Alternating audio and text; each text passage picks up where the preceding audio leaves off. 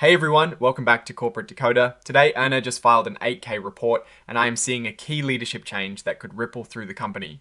Quick note, this is not financial advice, just my take on public filings for educational purposes.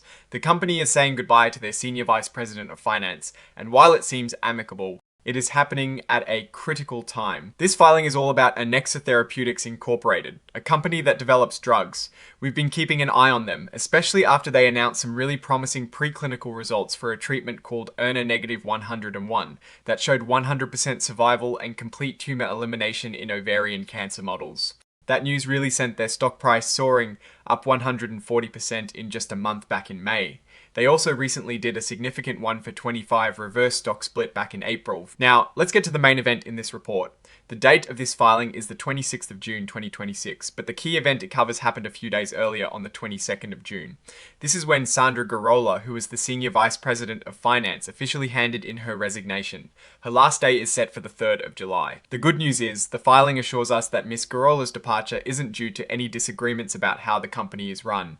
This is often called a no disagreement resignation, which usually means it is a planned move, perhaps for personal reasons or a new opportunity. Interestingly, even after she leaves her official role, Ms. Garola will stick around for a bit. She has agreed to help with the transition until the company files its next quarterly report, the 10Q, which is expected sometime after the 30th of June. She'll be working part-time, putting in about 10 hours a week. This is a smart move by the company to ensure a smooth handover of financial responsibilities, especially important given their recent breakthroughs and the need for clear financial reporting. What is not yet decided is how much Ms. Garola will be paid for this transition work. The company states they haven't figured out the compensation yet.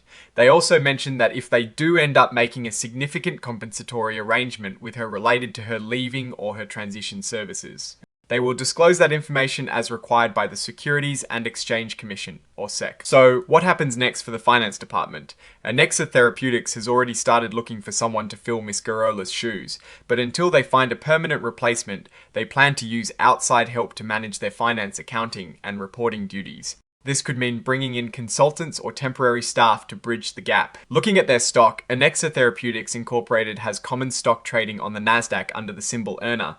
They also have ERNAW, which represents their warrants. Institutional investors like Amidst Capital and Decoder LP hold significant stakes, suggesting there is a good amount of professional money watching this company. With a recent stock surge and promising drug trial results, this leadership change might seem small, but in a company of only 5 employees, the Senior VP of Finance is a hugely critical role. This filing also includes standard exhibits like the cover page interactive data file, which helps machines read the financial information. There are no other specific financial tables or detailed operational updates in this particular filing. The core of this report is the executive departure and the temporary plan to manage the finance function. The big story here is that a key financial officer is stepping down right on the heels of some incredibly exciting news about their drug development. While the departure is stated to be amicable, losing your top finance person, even temporarily, can create uncertainty. The company's reliance on outside support until a successor is found might introduce some temporary disruption or added costs. However, the commitment to a smooth transition and the clear communication about potential future compensation for Ms. Garola are positive signs. The company's focus will undoubtedly be on continuing the positive momentum from their drug trial successes and managing their finances effectively during this leadership transition. The risk I am watching is the potential for any operational hiccups in finance during the transition period, especially as they scale up drug development. What I'm actually looking for is how quickly they can bring in a strong, permanent finance leader to guide the company through its next growth phase. Oh, and the research tools I actually use are linked in the description. They help keep this channel going.